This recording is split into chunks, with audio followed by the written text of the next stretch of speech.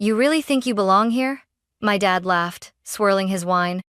My sister leaned in and whispered, just loud enough for the table to hear, "She smells like pig manure." I said nothing. I simply folded my napkin, placed it on my lap, and smiled. They had no idea. 5 years ago, I left the city in disgrace, the weird farm girl who dropped out of college to raise pigs. My name was erased from family holidays, scrubbed from Christmas cards. But tonight, they'd waited over a month for this reservation. They had no clue that the rustic fine dining experience they were bragging about on Instagram was mine. Then the restaurant manager approached, his voice calm but clear. "Welcome back, Miss Hannah. Your usual table is ready." Dad choked on his wine. That was the exact moment everything changed. And I'd waited 5 years for it. I wasn't always the girl who made my father choke on his wine. Once, I was just Hannah Clark, the middle daughter, the odd one out, the one who smelled like the wrong kind of ambition. Growing up in suburban Connecticut meant pressed uniforms, tennis camp, and dinner conversations about SAT scores and Ivy League pipelines. My older sister Lillian was everything my parents hoped for: straight, a student, Yale, bound, fluent in French by sophomore year. My younger brother was still being groomed for finance. And me? I liked pigs. Not as a joke, not in a kids love animals kind of way. I was obsessed. By 12, I knew more about rotational grazing and ethical breeding than most adults. While my siblings joined debate clubs, I volunteered at a small local farm. I spent my weekends mucking stalls, bottle-feeding runt piglets, and learning to tell the difference between acorns and barley in feed blends. My mother once said I smelled uncivilized. At 14, I announced I wanted to raise heritage breed pigs and build a business from it. Something clean, sustainable, honest. My dad didn't even look up from his Wall Street Journal. He just said, "That's not a real future. That's dirt in disguise." Lillian laughed. "What are you going to call it? Pig Princess Inc.?" I went quiet. But inside, I was already planning. I went to college like they asked. A semester and a half later, I dropped out. The day I told them, my father slammed his fist on the dining table. "You're throwing away a legacy for manure?" And my mother, always the colder one, stood up mid-sentence and left the room. From that moment on, I was erased. No more invitations. No birthday calls. Not even a text when my grandmother passed. But I wasn't surprised. In the Clark family, love had always been conditional, and I had broken the conditions. I took what little savings I had and leased 5 acres in rural Vermont. It wasn't glamorous. I lived in a trailer. My boots were second-hand. The pigs were my only family. But for the first time in my life, I felt like I was doing something real. And even though I worked 16-hour days in freezing mud, even though I cried some nights because the silence felt bottomless, even though I sold bacon at farmers markets for pennies, I never once wished I'd stayed. Because deep down, I believed something they never did. That honesty, labor, and purpose could build something beautiful. Even if it started with mud. The early years were brutal. I started with 7 pigs, all rescues from a defunct operation that had abandoned them in the middle of winter. I built shelter from salvaged wood and slept in the trailer beside them with a space heater that barely worked. Every dollar I made went to feed and vet bills. Every hour of rest felt like a stolen luxury. People thought I was crazy, the pig girl. They called me at the general store, half joking, half pitying. Even the local farmers rolled their eyes when I talked about raising pigs without hormones, without confinement crates, letting them roam in pastures and root freely. "Sounds cute until they tear up an acre overnight," one of them said. They weren't wrong. I made mistakes. I lost money. But I kept going. I documented everything. Every muddy mistake. Every sunlit moment when the piglets napped in hay. Every time I made something edible, from scratch pork belly with maple glaze, slow roasted shoulder with heirloom apples. I didn't do it for attention at first, but one day, in a moment of tired defiance, I posted a video on social media. What happens when you respect the animal? Real pork, real process. I filmed myself pulling fresh bacon from the smoker, plating it next to eggs from my neighbor's coop and greens I'd grown behind the trailer. I uploaded it and forgot about it. 3 days later, it had 2 million views. Suddenly, people wanted to know more, not just about the pigs, but about the food. How did you make that crackling so crispy? Where can I taste this? Do you sell it anywhere? An editor from a food blog reached out. Then a reporter from a regional magazine. Then came the email I couldn't believe. A small investor group out of Boston wanted to talk. They'd seen my content. They liked my values. They wanted in on something small, farm to fork, rustic dining with a real story. I didn't know how to draft a business plan, but I knew how to build trust. I invited them to dinner, right there at the farm, under a string of hardware store lights and mismatched tables. I cooked 6 courses from scratch, all with my own pork. They signed the next day. That's how the Honest Pig was born first, just a converted barn with 12 tables, later a full-fledged restaurant with a wait list. People drove hours to eat there, some stayed the night in their cars. It was real. It was growing. I still mucked stalls every morning. But now, when I looked at my pigs, I saw more than survival. I saw a future one built not in spite of the mud, but because of it. We opened the first official location of the Honest Pig, 9 months after that backyard dinner. It wasn't fancy, just an old feed store we gutted and rebuilt with help from local carpenters and 3 college interns who believed in what I was doing. The walls were reclaimed barnwood, the tables handmade from pine, the chairs mismatched on purpose. There was no sign outside, just a small iron pig silhouette above the door. But what mattered was the smell. Every evening, as the hickory smoke rolled from the open kitchen and the scent of slow braised pork shoulder drifted out onto the gravel parking lot, people came. They brought lawn chairs when we ran out of seating. They waited 2, sometimes 3 hours, and they told their friends. I built the menu from everything I'd learned in the field. Pork chops with apple cider juice, crispy pig ear tacos with lime crema, house-cured ham served over skillet cornbread with hot honey. Everything came from small farms I trusted, including my own. No shortcuts, no frozen meat, no food that hadn't been touched by real hands. It wasn't just food. It was a statement. Food writers started showing up. One from Bon Appetit called it the most honest plate in New England. The New York Times sent someone a month later. They called me the Pig Lady of America. I laughed at first, but it stuck. Soon, I was getting offers to expand. Most of them were wrong big money, with big strings attached. I turned them all down, until I met Gloria Sandoval, a Latina entrepreneur who'd built her own bakery empire from scratch. She said, "What you've built is beautiful. Let's scale it without selling your soul." We partnered. I kept the name, the food, the vision. She brought the systems, the network, the discipline. Together, we opened the flagship location in the heart of Boston, inside a restored train station with vaulted ceilings and exposed brick. The kind of place my parents might visit and say, "This is real dining." It had a 6-month wait list within 2 weeks. We made Forbes 30, under 30. I was invited to speak at food summits and sustainability panels. And I still refused to put my face on the website. I didn't want the brand to be about me. I didn't need their applause. Especially not theirs. My family still didn't call. They probably assumed I was running some roadside meat shack. They had no idea their friends were posting selfies inside my restaurant. And when I got the email from my sister, "Dinner reservation confirmed. Can't wait to celebrate my engagement with the family at the Honest Pig." I stared at the screen for a long time. They had no clue. They'd waited 5 weeks for that table. And now, they were walking right into my world. The reservation email came from my sister, Lillian. Family dinner to celebrate our engagement finally. 7:30 p.m., Saturday. You better show up, Hannah. You owe Mom at least that much. Attached below was the confirmation. Table for 7. The Honest Pig. Flagship. I reread it 3 times. They had no idea. They had waited 5 weeks for that table.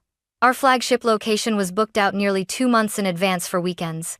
Lillian must have pulled every string she had to secure that spot. Or maybe she knew someone. Or maybe she just begged. But one thing was clear. They didn't know who owned the place. My name was nowhere public. I'd insisted on that from day one. No press releases with my photo, no features that mentioned my hometown or my family. I had built the honest pig to speak for itself. Now, it was about to speak to them. Part of me considered calling the manager and canceling the reservation. I could claim a double booking or kitchen renovation. But something held me back. Not revenge. Not even pride. Just readiness.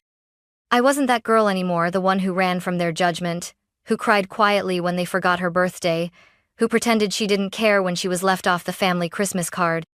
I had built something real, something loved, something good. If they were going to see me again, it wouldn't be at some awkward backyard reunion or polite brunch. It would be here, in my house, on my terms. Surrounded by everything they told me would never amount to anything. I replied to Lillian's email 2 hours later. Confirmed. I'll be there. I arrived 10 minutes early. Not through the staff entrance like I usually did. Not in my kitchen boots or with flour on my sleeve. I wore a clean denim dress, leather boots still dusty from the farm, and a faded corduroy jacket my pigs had once chewed a corner of. I didn't bother covering the scent of hay and smoke that clung to me. I wasn't here to pretend. The hostess smiled when she saw me. "Miss Hannah," she said quietly, with a knowing nod. "Let them seat me last," I whispered. "Just like any other guest." She understood. From the hallway, I could already hear the voices. My mother's clipped tone, my father's low hum as he read the wine list out loud like it was scripture. Lillian's high-pitched laugh bounced off the brick walls. I lingered near the sidebar, unseen, until the hostess gave me the cue. Then, I walked in. The table fell quiet for half a second, just long enough for all eyes to land on me. Then my father chuckled. "You really think you belong here?" he said, shaking his head. I forced a smile. "Good evening, everyone." Lillian leaned toward my mother and said with an audible whisper, "She smells like pig manure." I didn't react. I pulled out the only empty chair and sat down. My boots made a soft thud against the hardwood. My hands were clean, but not manicured. My hair was brushed, but still held a slight frizz from the barn air. I looked exactly like myself. "You could have dressed up a little," my mother murmured behind her champagne flute. "This is my version of formal," I said, pouring myself water. "I hope you can at least afford dinner," my father added with a grin. "This place isn't cheap."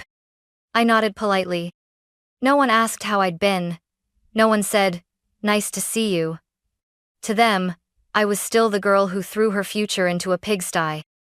And yet, they had waited 5 weeks to sit at this table. 5 weeks to dine in a place I had built. They just didn't know it yet. Not yet. The appetizers had just been cleared when it happened.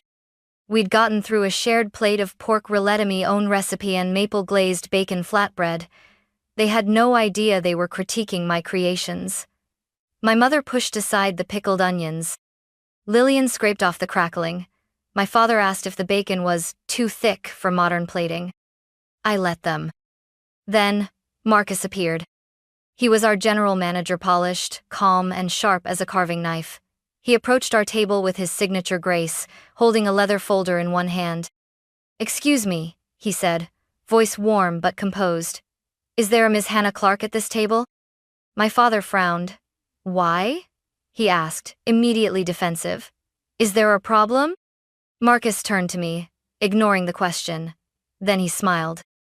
"Welcome back, Miss Hannah. Your usual table is ready in the side dining room. Would you like me to bring over the investor's wine list now or after your walkthrough?" Silence. Lillian blinked first. My mother's hand froze midair. My father choked on his wine. Literally. He coughed twice, then dabbed at his lips with his napkin, eyes wide. I'm sorry, what?" he asked.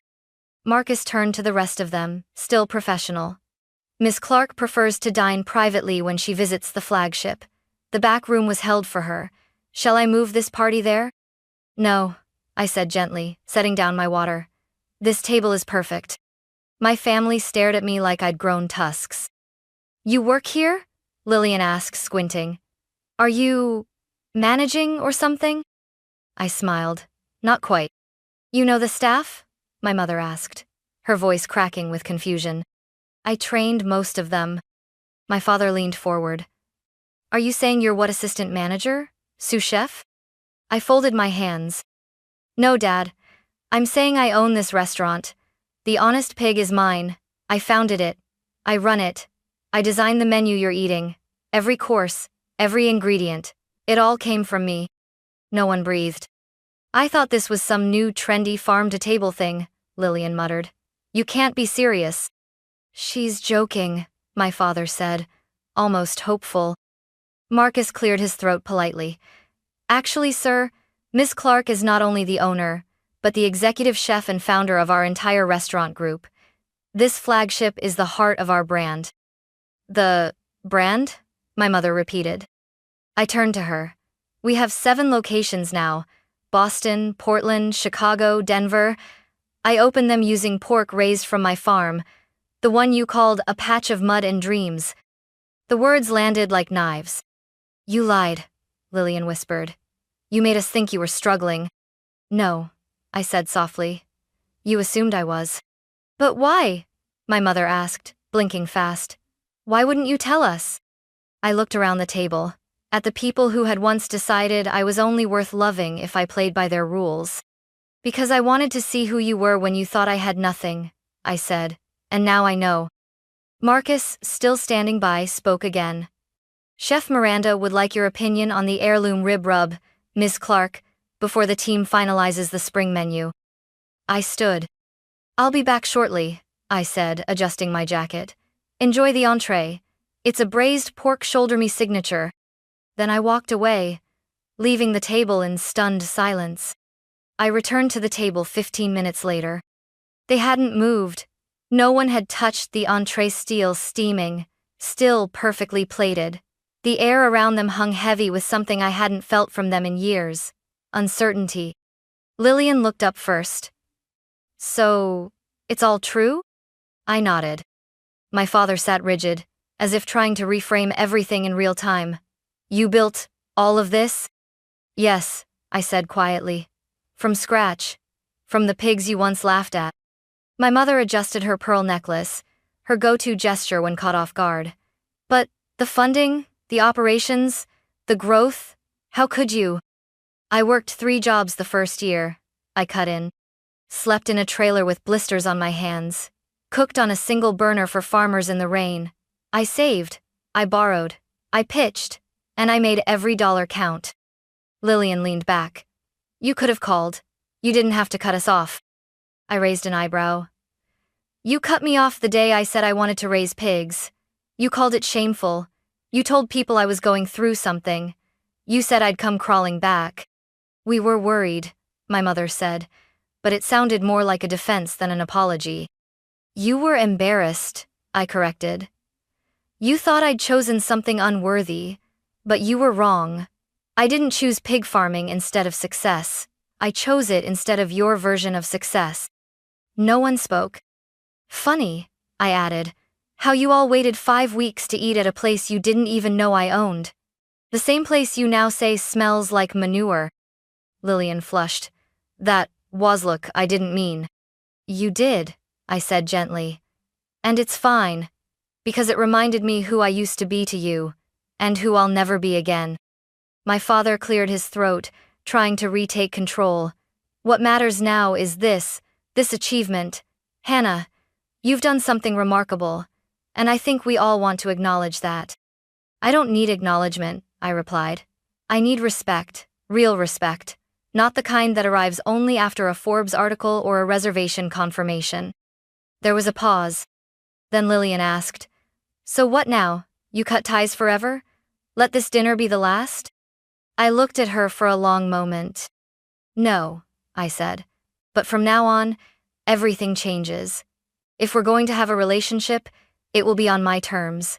That means no jokes about pig manure, no sideways glances at my boots. No more wondering how I can afford things. I think we can manage that, my father said, stiffly. I'm not finished, I added. They all stilled again. I don't want any networking favors, no investment offers, no guest invites to events so you can show off your daughter's restaurant. I'm not a family trophy now that I'm successful. I'm still the same girl who loved the smell of soil and hay more than silk and champagne. My mother's lip trembled, but she said nothing. And one more thing, I said. I'm proud of what I built, but I'm prouder that I built it without bending to become someone you'd finally accept. My voice softened. I'm here tonight not because I need your approval. I'm here because I finally don't. Lillian exhaled. Okay, she said quietly. That's fair. And, I added after a pause, if you'd like, I could host the rehearsal dinner here, as my gift. Her eyes widened. You'd do that? You're still my sister, I said. But let's be clear, this isn't about proving myself to you. It's about offering what I've built, on my own terms. For the first time all night, she smiled, a real one.